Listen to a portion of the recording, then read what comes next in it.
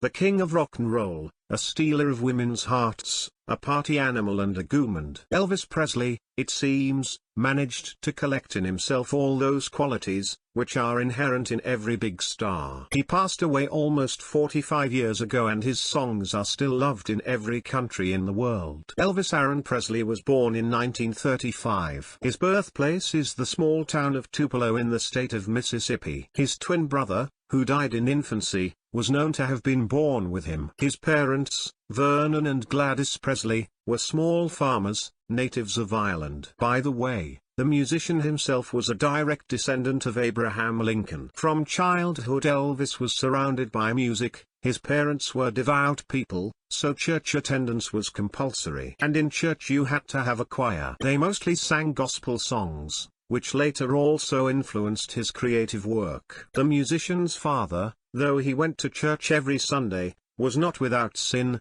Farming was not going well, so he took any job he could get. Of course, in the end, finances were tight, and the family scraped by on whatever they could. One day Vernon was even jailed for fraud. On his 11th birthday, Elvis was given a guitar. Such a gift in general, not even cheap, is explained simply. A few months before, the boy first went on stage at a fair. In a song contest he performed the folk song Old Shep and took 5th place. Since then, the musician has never parted with his guitar, and at school he also learned the piano. In 1948, Elvis' family moved to Memphis, Tennessee. This city was known for its many black people who played the blues.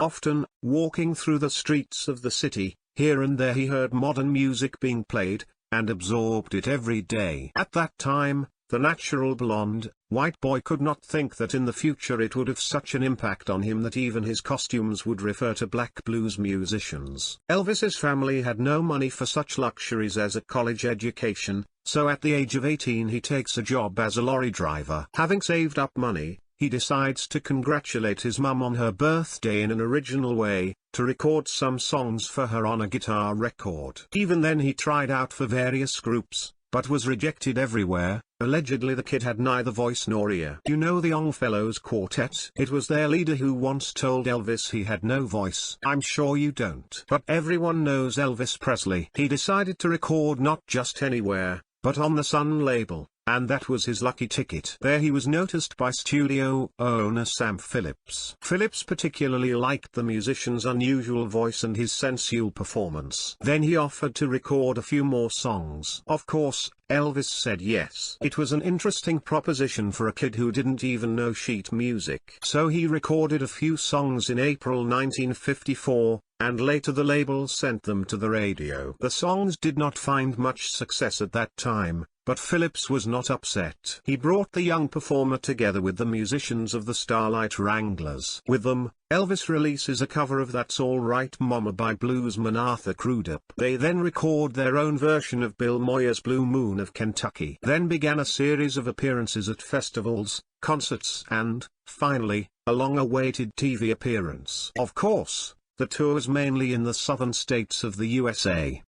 Conservative Southerners were shocked by Elvis' trademark hip movements. In 1955, Thomas Parker became the manager of the young star. It was he who would later be blamed for Elvis' death. Tom Parker was an avid gambler, and practically did not worry about the state of health of his ward, giving him no rest and getting a colossal profit from him. That same year he signed with Victor, where his first single, Heartbreak Hotel, was released a year later. This is Elvis' first hit. He releases famous tracks one after another. Love Me Tender is worth only, and Presley's salary per month grows to $400,000. At the same time Elvis' two-sided album Hound Dog Don't Believe Cruel was released, which became the most successful in his career. The circulation reached 5 million. In 1957, Elvis Presley started acting in films, and not in some second-rate cinema at little-known studios, but at Paramount Pictures and 20th Century Fox. With them he signs a contract for 3 films. Paramount was so eager to shoot Elvis, that even managed to negotiate the Ministry of Defense and delay the draft of the star in the Army. As a result, the films Charming, Prison Rock and King Creole were then released. In 1958, Presley was drafted into the Army for military service. Even then he was a star, and this played in favor of the American army. The fact is that even then there was already beginning to talk about the fact that the army should be contracted, before the era of hippies was not long. That's why a young star giving his duty to the fatherland is a great PR campaign. Elvis served in a very right place for propaganda, in the FRG. At the same time, pre-recorded songs were released, which even made it into the charts and hit parades. For example, A Hard-Headed Woman. Although at that moment his salary drops to $75,000 a month, after demobilization he more than makes up for all the lost time. Filming in films. Elvis starred in 30 pictures during his career, albums 2 to 4 pieces a year, TV show with Frank Sinatra right after his return.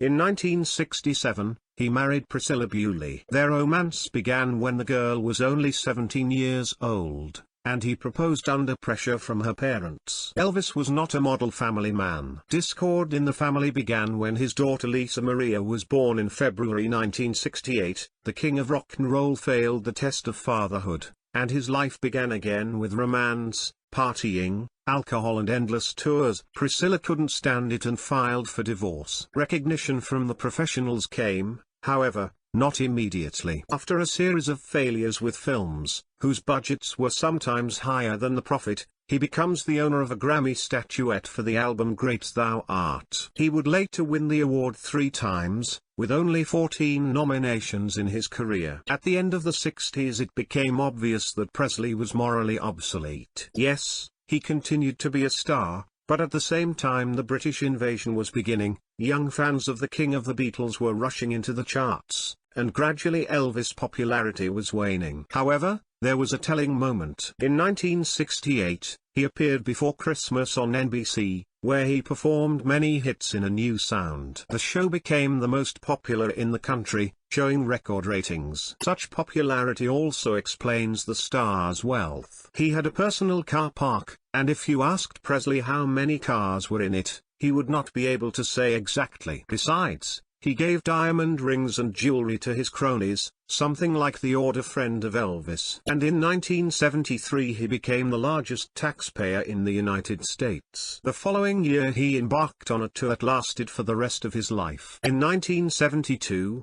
Presley married Linda Thompson. As before, the couple's relationship was complicated and full of infidelity on the part of the musician, so he divorces Linda as well.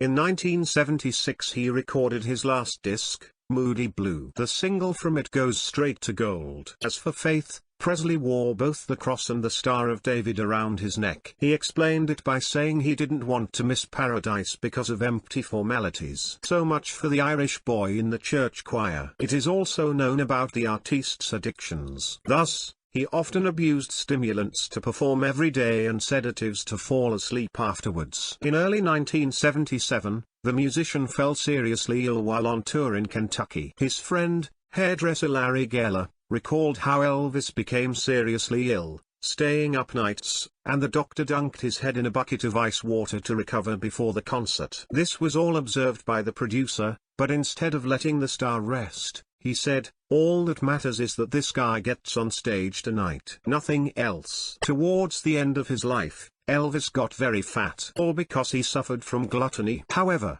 this had no effect on his success with women. The main thing in any man is charisma. As a result, before his death he weighed 117 kilograms at a height of 183 centimeters. He ate mostly because of stress. Sometimes there were periods of enlightenment, and the musician tried to eat healthy food, but then he gave up and went back to his usual routine. Peanut butter, fried bacon and banana pieces, that was the filling of the singer's favorite sandwich. He also loved breakfasts of fried sausages, bacon, scrambled eggs, fried potatoes and coffee. And one of his diets for weight loss, not at all for health, was bananas and soda.